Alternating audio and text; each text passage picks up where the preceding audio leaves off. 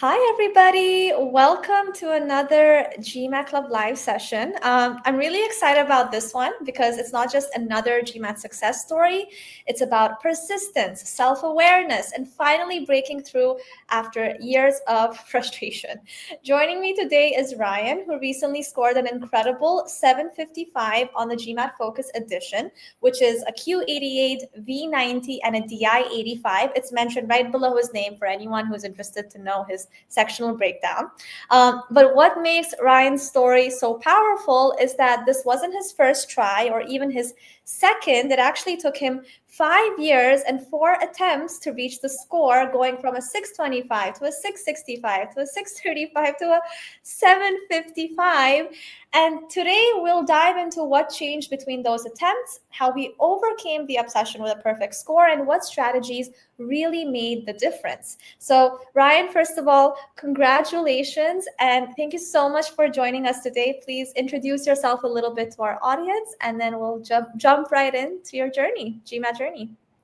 Cool, thanks, Sylvie. And yeah, it's great to be with you all, and kind of surreal for me because I used to watch these videos all the time, and also the clickbait on the banners with you promoting different topics. And so it's a little weird to be in front of you all, but yeah, a little backstory. I grew up in Los Angeles, went to UCLA for school, and studied econ. I've been in the workforce for 9 years in the healthcare field, dabbled in a few different areas of healthcare strategy, growth, operations, but right now I lead M&A for a publicly traded company in the LA area. Yeah, and in terms of the test, I'd always known I wanted to go to grad school more as a pivot point, just to reassess my options, kind of see where I wanted to take my long-term career. I think with the lockdown was right around the 4 or 5 year mark of when I was looking to go to school, and in my industry, at least, they were furloughing a lot of people. So for me, I kind of stopped, I think, seriously trying to take the test at that time. And I was just getting more comfortable with it because I think for me, I took, and again, I don't know what the general demographic makeup of viewers is watching this. I took the SAT when I went to college, and what I always felt like was I didn't study that hard, and I'll never know because I didn't get into schools for whatever reason, but I always felt like in the back of my head that, man, maybe if I really tried my hardest on this test, maybe I could have gotten into X school or Y school. So I had this mentality with the GMAT, at least, that I didn't want to leave it to chance. So I had this crazy idea at first, I gotta get a perfect score, which was like a little weird. It's like going from not studying or trying hard to going all the way to the mark. So that was my initial endeavor or goal mark, if you will, is get perfect, get perfect. And I think what started happening was I started noticing that the climate, everything was changing. The test format changed. I had to adapt like how I was studying. And it came to a point where I was just starting to question what I was doing, because at some point, if you're studying for something or doing something a long time, you get a little bit of objective creep. Like, what's the ultimate goal here? And I had to remind myself, I want to get to school. And I think getting a perfect score is very noble. It's very valid. And for some people, it makes sense. But I think what I started questioning was, I don't think I necessarily want to be tutoring GMAT long term. So I think a perfect score is probably only impressing prospective students who want to work with somebody who clearly has a lot of notches on their belt and a lot of experience. And I think what you'll find is, like, if you're applying to business school, and this is for me talking consultants, they look at the composite profile of somebody. Like, a cool score, it's certainly great. It certainly catches the eye, but it's just one of many things that people look at. And I think the ultimate goal is you just need to be within a range. If you're in a range, the whole goal, like getting an interview from these schools, is really the whole goal of this process. So I think once I started just breaking it down as to what I really needed and working from there, I think that helped me a lot with my stress. Yeah, I only really started taking the actual test last year. My first attempt was November of last year, and I didn't get the score I wanted. I think at the time, the reason I took a test at 5 p.m. local, and it was on Friday, like a full day of work. So for me, that was really disadvantageous. I was exhausted and I was stressed out. Like I remember I ran like a full like 8 or 9 miles that day because I thought if I exhausted myself during the day, I could take a nap and be well rested. But what I didn't account for is I was obviously on high nerves, so I was very exhausted for the test, Mm-hmm. and it was a little bit of a fever dream just taking it. So I think the biggest takeaway that came from that test was like number one, take a test when you're in your optimal thinking condition. Don't expect to be napping or anything during the day for this kind of thing. It's like your nerves will kick in if you're able to have that like Buddhist approach and fall asleep. My hats off to you. I just couldn't. There was just too much in my mind. So I think going the second test, at least, I fixed that part where I changed it to 1 p.m. local, which is a little better for me because I'm groggy in the morning. I have time to kind of go for a workout. Like, I don't know what anyone else's workout is, whether it's yoga or walking. For me, running's my air time to just meditate and think. But I also was like not going to do a 10-mile run before, so I did like a 3-mile jog just to get the juices flowing. Yeah. When I took the second test, I think Selby mentioned I got a 665. I got a near perfect on verbal, which was kind of where I'd been practicing, so it made more sense. But I think I was unprepared because I'd studied so much for verbal for the second attempt. I was very unprepared for the quant and DI section. So between the second and third test, what I really worked on was trying to get more DI in my diet, if you will. And the way I did that was I went on GMAT Club's question bank. I basically filtered out for any official materials. And I kind of did systematically. Like I went through like graphs and tables first because that's where I had a lot of trouble. I then went through two-part analysis. And really, like, again, the topics are not too hard. It's like usually like rudimentary stuff, but it's also like putting it all together. So what I really focused on wasn't quantity of like problems. It was more how do I find 2 or 3 ways to skin the cat here and then do it in a way that makes sense for me within a 2-minute span. Mm-hmm. Because I think a challenge that I've heard from a lot of students is they are very wedded to following what a tutor's recommended or a test site. I think it's always helpful to have a few different solutions in your arsenal, at least when it's a nonverbal type of question, just because sometimes what makes sense for one person might not make sense for another person based on the way they see the world. So I think having a few different options in your arsenal can really help you come test day, especially when like your noggin's a little fried and you're not thinking straight. It's good to have a few things in your quiver your arsenal to basically help. But the 635, like we could probably go into that a little bit. I was a little surprised actually to see how I dropped. I thought I was ready for it.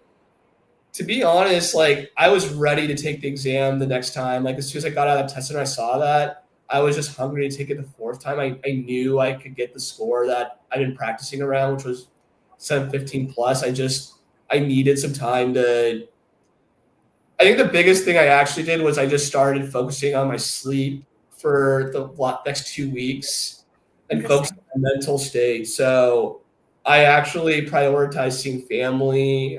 I prioritized hanging out with people.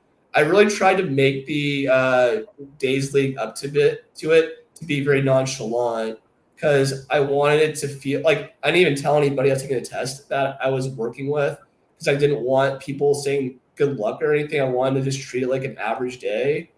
So the last thing I'll add is I also finally kind of optimized my test order. I think test order is really important because you want to have good confidence going into your exam. Tip recommendations for people, like you should do what makes sense to you. I think starting with Quant worked for me because given this is an international test, Quant usually has the lowest margin for error. And it's also what I've heard online, and various tutors have verified that for me. It's section adaptive. So if you're doing well on one part, the second part or subsequent part gets harder. So it's good to do something like Quant because Quant has low margin of error. So you probably want to have the best opportunity to get nearly perfect by having it earlier. So that made sense for me. I then did verbal, took a break, and then did DI.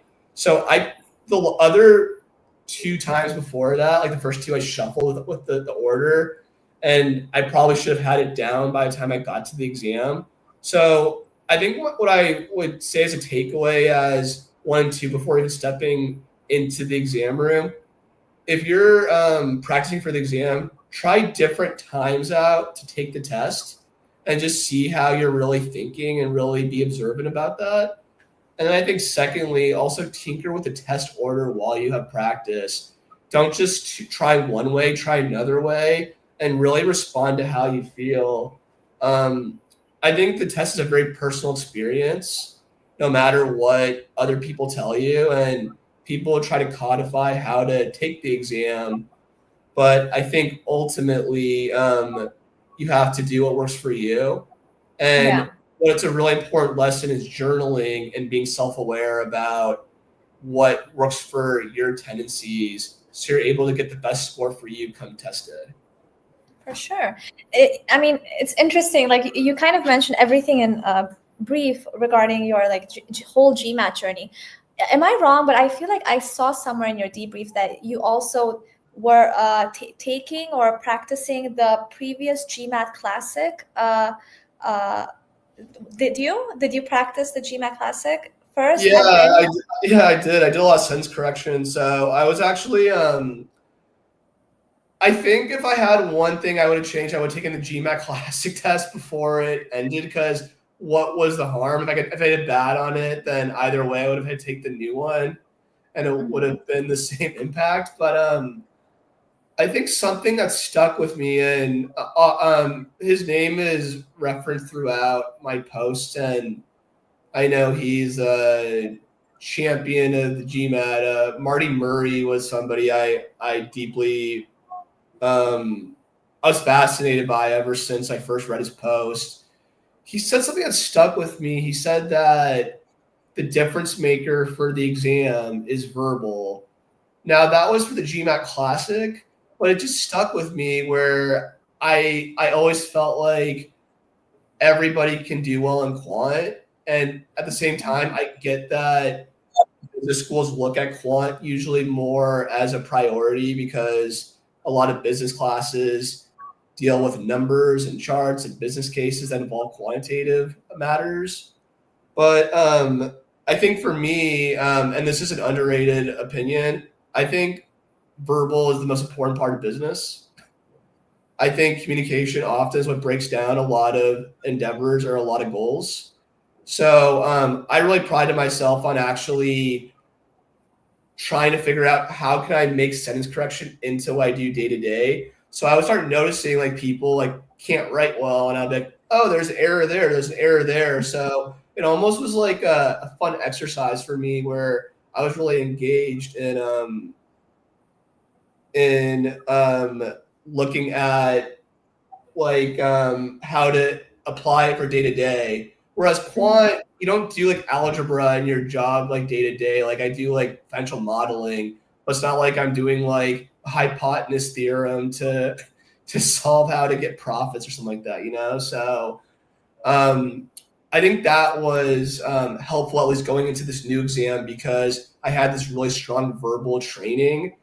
but I had to kind of reset my mindset to more integrated reasoning DI focus, which I think was something I really didn't think about at the Classic. So yeah, I think part of what took 5 years was also the fact that I was a legacy studier and I studied the legacy materials, which are similar but not exactly the same. Like even the DS is a little bit more intuitive. It's supposed to be easier because it's part of DI. So it's not going to be as complicated as it used to be in the prior exam format. I really want to talk about like your sectional performance as well. So, I mean, now knowing a little bit about your backstory, so I feel like Quant and DI definitely were the two places you struggled with more compared to verbal. So let's start with Quant. I saw your like the sectional scores. Like you had a Q86, then you had a Q81, then an 83, and then an 88. So what happened actually during that dip in your second attempt, and what helped you, come back stronger in the later ones? Yeah, that's a good question. So the second attempt, I took the quant at the very end.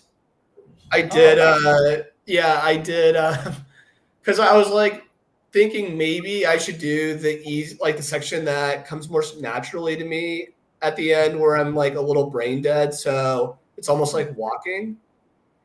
And I think I underappreciated that quant, especially out of all the sections, reading one word wrong could be the difference between a Q82 or a Q84 or Q85 even. Sorry, or Q85, I mean. And so on the second try, I took it the very end. I had just done DI and I was very burnt out mentally.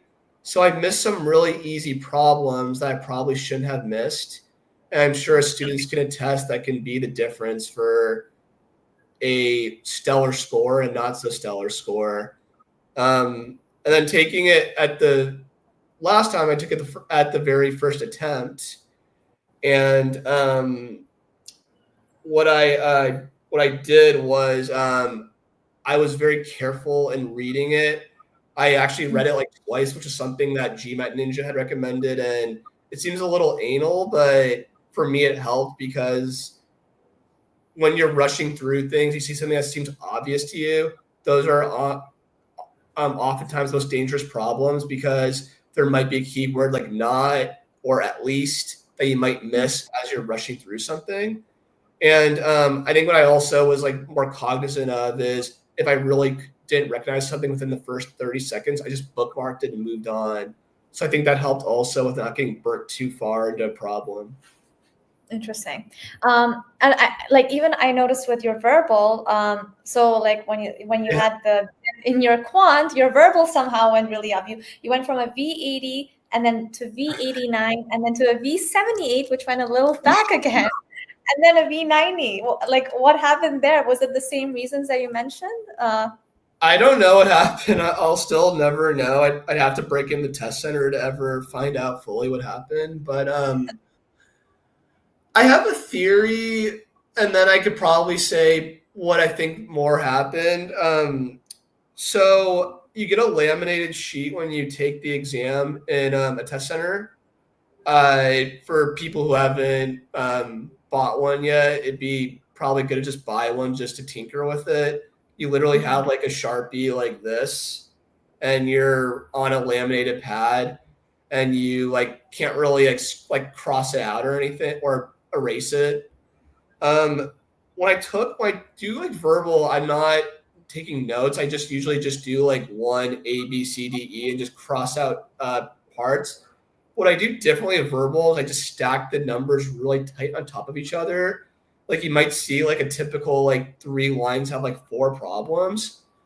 What I noticed on the third test was on problem like 20, I was for some reason on my laminated sheet taking the answer from like number 19 and moving it to number 20 on my sheet on my test.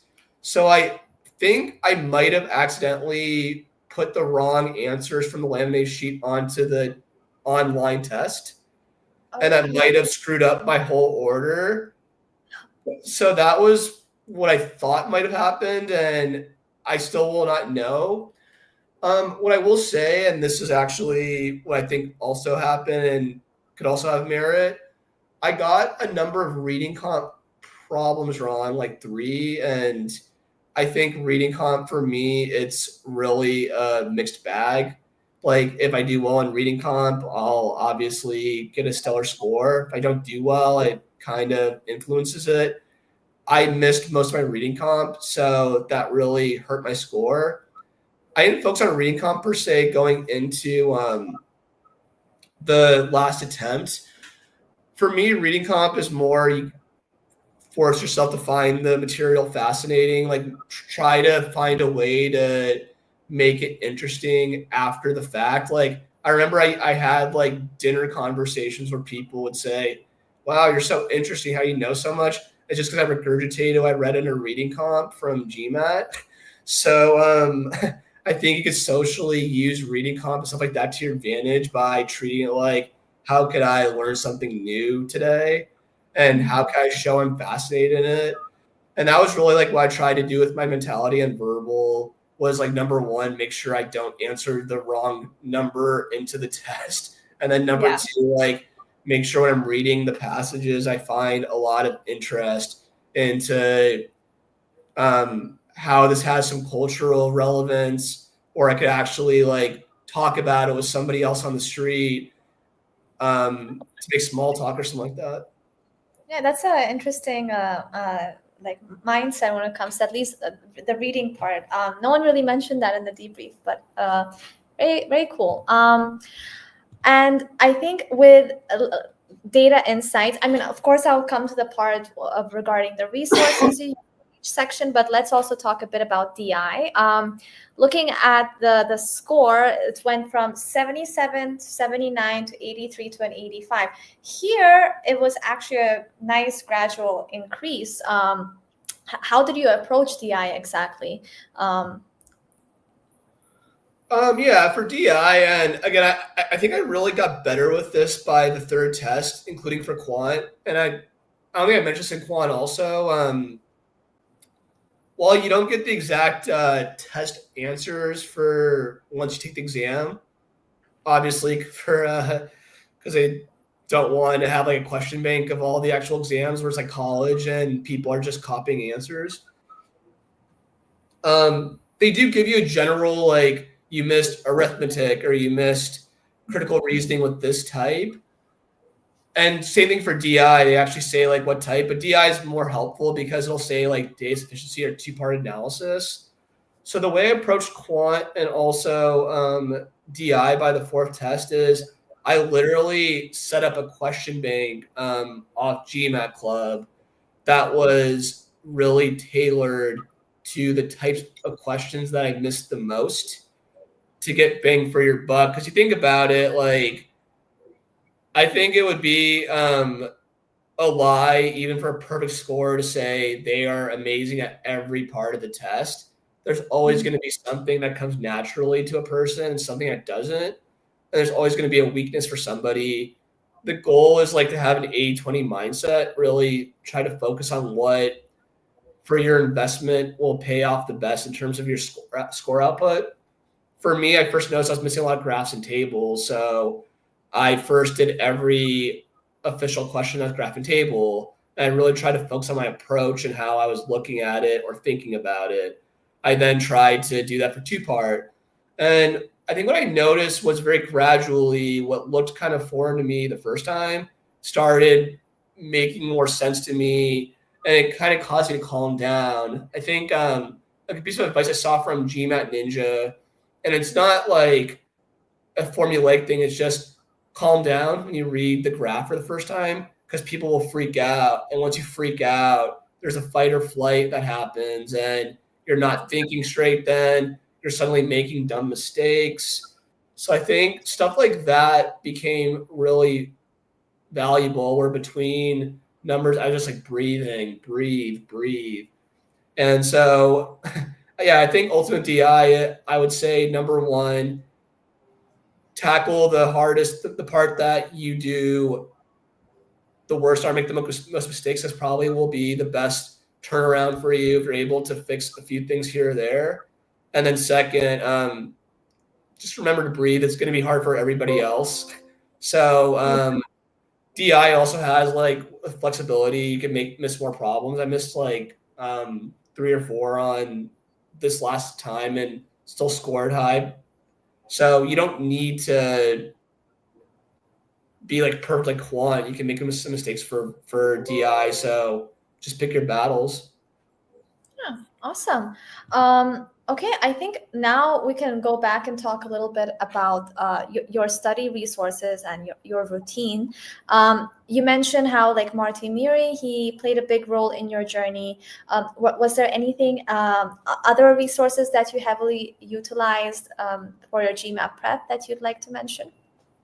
Yeah, I use Target Test Prep for my 90%. The natural reason was Marty was actually the chief architect for TTP up until a year and a half ago, I think. So he was just starting the site with Scott and Jeff. We're not starting it, but they were working on replumbing it to include more verbal and other components. So I remember it was frustrating for me because imagine you're studying for a whole thing and you make like this study plan for you for the week. And then all of a sudden prior materials are updated or even like new sections are uploaded. So it was constantly a moving target for me. Like I think it took like a year for TTP to fully complete their course. Mm-hmm. And so like that first year was literally I was drinking water, but the water had holes in it. So I was constantly having to like refill my cup a bit just to like understand what's going on. I think other things like one thing that TTP had said and it stuck with me, and that's why I chose it. I don't love following this is how to do something with an instruction manual. Like, as I said earlier, I think the test is a very personal endeavor and you need to ultimately do what works for you. I've seen a lot of eGMAT and I have no problems with it, but when I saw like the pre-thinking, it's very formulaic. I'm like, it needs to be something that makes sense to me and how I think about the world or think about a problem. So that's ultimately why I chose TTP. And then I think the other resource I mentioned, they just came handy once I started trying to really understand problems in my own way. Like Karishma has really helpful free resources on her website for certain problems. Khan Academy was even helpful for me before ChatGPT became a thing. And then I think lastly, I also use obviously GMAT Club's online bank just to go through old official guide problems for both DI as well as CR. CR, like I just couldn't get enough of. I did like almost 2,000 problems like from last year till this year. That's a lot. And I think also you mentioned that GMAT Ninja was, of course, one of the components of helping you prep better. So it was GMAT Ninja, Marty Murray, and Karishma. Were there any other resources that you feel like could help students, with their prep, but maybe you haven't used yet? It's a good question.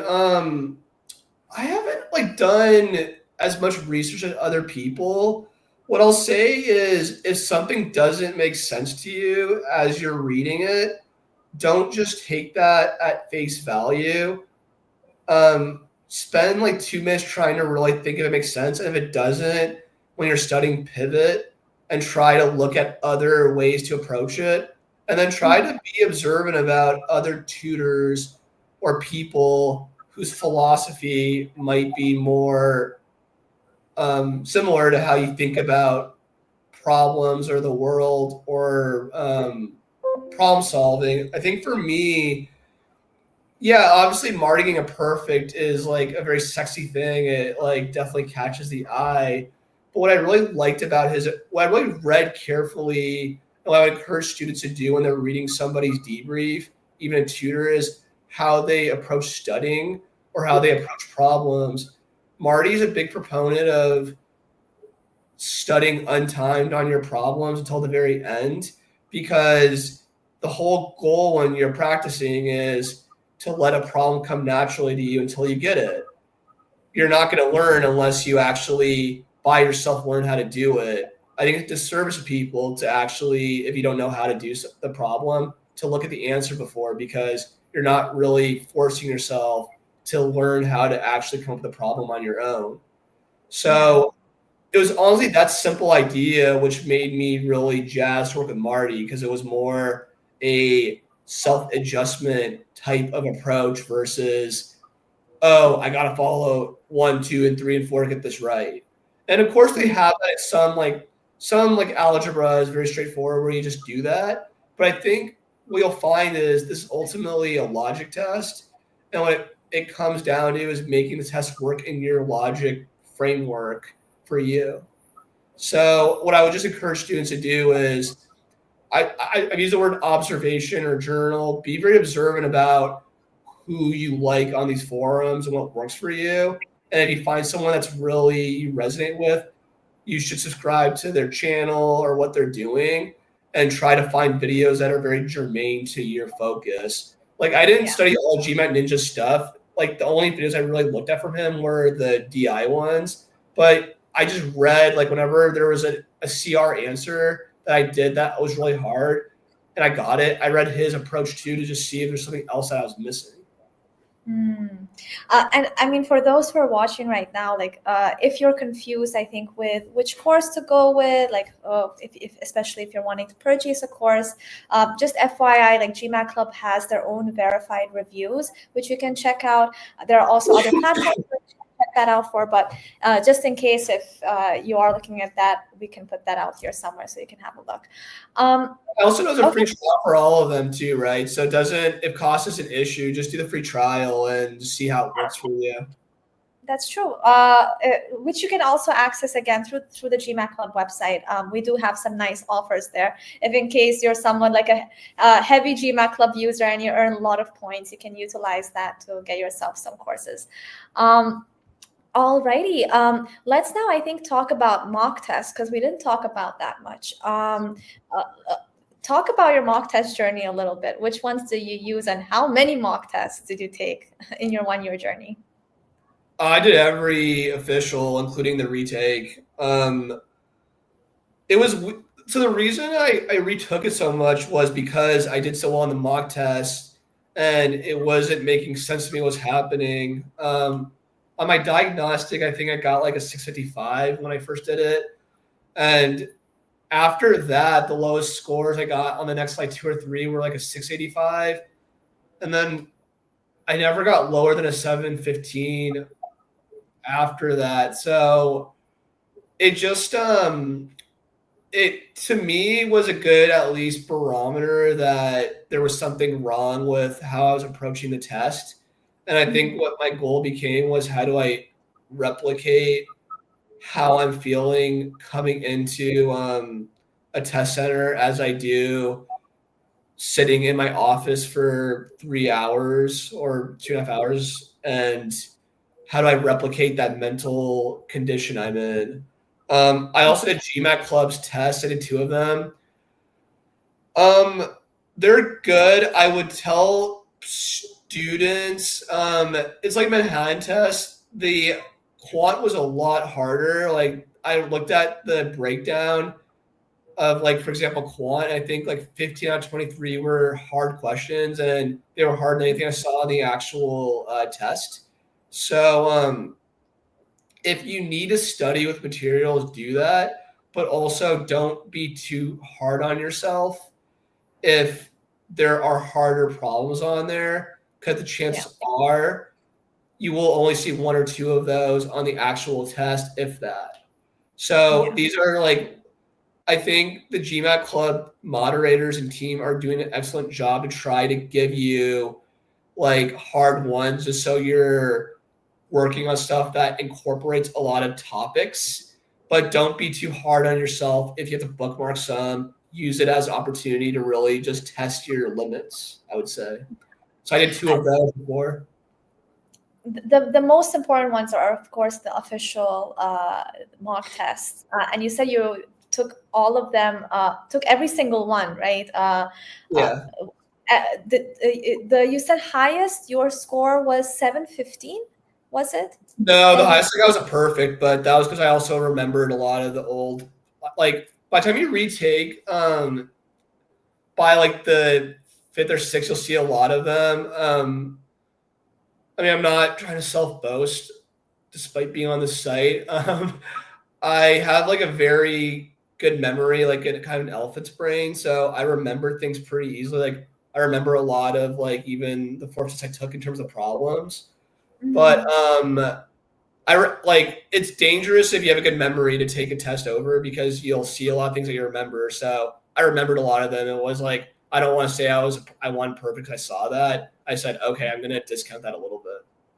But before you retook them again, in the last mock that you took, the official ones, what was the highest that you managed to reach? The highest I got was a 735. Oh, okay, not bad. I guess it's still a little closer to the actual score that you managed to get. Very nice. And when it came to your mock test, you were saying how you tried to make sure like it was as close to the test prep experience as possible. What was your study routine like day to day? How did that look like? It really varied. What I did not do a good job of is, and I think Marty and I got better at this because he helped me at the very end when I needed it. There's despite saying 2,000 problems, there's a lot of flexing that goes on with studying where people will talk about how many problems they did. Mm-hmm.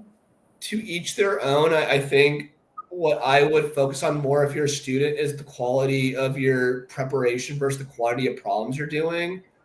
So I can tell you what I did do that didn't work and what I did ultimately that ended up working for me. I used to like say I gotta do 100 problems every day, no matter what, and that was just crazy because I mean not now, but I used to like work for like 80 hours a week or 90. Not now. I can probably like work like 40 hours a week or 50, but what I would say is just focusing on doing a number of problems every day, and that's your goal. That's a little bit of a unconstructive goal because it's not really approaching what you're actually having trouble with on the on the test or in your own day-to-day struggles with the test. So what ultimately worked for me was doing something like 25 problems, really looking at my error tracker that I started creating, like I was doing cell tracker that I would look at like by the end of the week to see what was working, what wasn't. And I kid you not, like every problem, instead of spending 2 minutes, I spent like maybe 5 or 6 minutes. And I really focused on how to really reverse engineer the problem and really get to the heart of what's asking and how to do it. So I think students, I don't know everyone's circumstances. Some people quit their jobs to study for this. I don't think you should quit your job to study for this test. Like, I'll just tell you that. Like, keep your jobs. That's more important than this test. But I will say I can appreciate how hard it is to study when you have a full work schedule. Don't try to kill yourself. Like I was only doing like an hour and a half or an hour sometimes, even 30 minutes sometimes on the weekday. And the weekends I was maybe doing like 3 to 4 hours per day. But I also had a girlfriend, so I couldn't do that much stuff because she'd get mad at me. So like you don't have to worry to students if like you see someone doing 30 hours a week, I have to do that. I think you need to focus more on the quality of the hour you spend studying versus the amount of hours you spend. And I think that's often something that, because as evidence, I was that way. It's hard to break that level of thinking when you're studying for something that's as life changing as a GMAT experience. Yeah. I mean, of course, there are some people who are trying to get their score in a very short period of time, like 2 months, month 3. So it's understandable. Like everyone has their own reasons, maybe if they have to leave their job or whatnot. But I mean, looking at all the changes you've made, Ryan, how long would you think, if you had to do this all over again, and this time the right way, how long do you think it would have taken you to get that perfect score? Oh, to get a perfect? Like the 755 score that you got. Oh, okay. It's a good question. I think 6 to 9 months probably. I think so look, I think TTP, in honesty, like for anyone's taking it, it is very comprehensive. That in itself takes 3 months to study, like if you don't kill yourself. You could probably like skip some sections that you know naturally. Like there's a lot of algebra that I recognize, but I still did it because I wanted to make sure I didn't leave any stones unturned. And also, it's expensive course, so I don't want to. I thought of it also like I want to get my money's worth. But what I'd say is give yourself, if you're a student, 2 to 3 months to really understand the meat and potatoes of the actual test, and then take a diagnostic, and then soon after that start doing mock tests, and then take the actual exam. I mean, what I really wish I had done earlier was just take the exam the first time and not worried about it so much. I know that a lot of people don't want to retake exams. It's not fun. It's not fun like taking time off and like having relatives always ask you how'd you do. But I think in a way, like you just need to take the leap of faith and just try to take the test. Like when you've had the studying and done some tests, like you're never going to be fully ready, is the honesty. Like some people might say I wasn't fully ready. I didn't get it perfect. So in a way I wasn't fully ready, but at some level, there's a level of readiness you'll have to get the score that you ultimately need for school. So I think in some ways, and a lot of mentors told me this at work, I wish I just set a test date when I first started studying, because I think that would have caused me to work around that test date instead of waiting 4 years to take a test. Yeah, so, this is something I've heard a lot of students say as well. So I think 6 months probably. If you're really pressed for time, maybe you can do 4, and that would be skipping some sections that you're really strong in and focusing on ones you're weak in. But again, I think to give the best level of outcome for yourself, 6 months is probably what I recommend to most students. Gotcha. And quick question. I mean, all of the attempts, you took them in the test center, correct? Yeah. Yeah. How was your test day experience like? You did mention how you selected, I think, later times, and of course, you worked yourself out too much, and that also impacted the way you took your test. But I mean, in your last attempt, what went right? Number one, it was very close to my house. The last tests were either 20 miles away, and I live in LA. So for people that don't live in LA, that's like times that by 3 for a normal travel commute. It was a pain to get there. I got a parking ticket my third test because I couldn't figure out parking. So it's like I made sure to just take a test center that I felt comfortable in, and I was near my home base. So I kind of, as I said, I wanted to feel like it was a normal day as much as possible versus like, I think the sickness I was sleeping in a hotel the night before, and I didn't want, and I think that also was a little weird, sleeping in a hotel for a test. I get the appeal because you don't get distractions, but like I want myself to like create like this is a normal day for me as much as possible. I think what also worked for me was just figuring out what to bring with me for snacks and all other stuff. Like, I got really scared my first test because there's instructions that say like don't bring anything but water with you. But then I talked to other people and everyone brings like things in thermoses. I didn't have coffee or anything because I didn't want to get wired during the test, but I brought like coconut water and like something just to have some like electrolytes because I mean maybe TMI, but I like sweat through my shirt like by the end of like the test because I was so like I was just so like it's very like intense like going through that. It's like you're just like it's like a workout, like once you're done, you're exhausted. So like I brought like an electrolyte drink and like I had like various snacks and all that. I fully took advantage of my full break.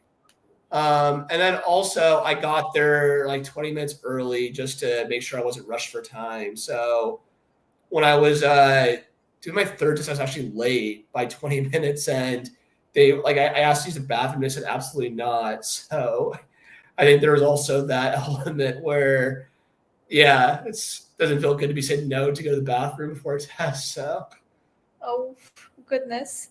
yeah. But in your last attempt, I think all of that did not happen, right? It No, still came. I went to the bathroom on time, thankfully. No, all of it lined up better. Like I ran 3 miles.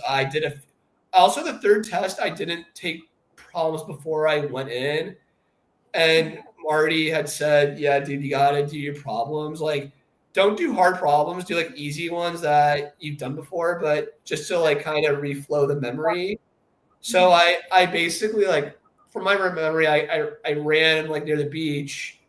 I like had a nice breakfast, came back, relaxed, and got things prepped for the test center.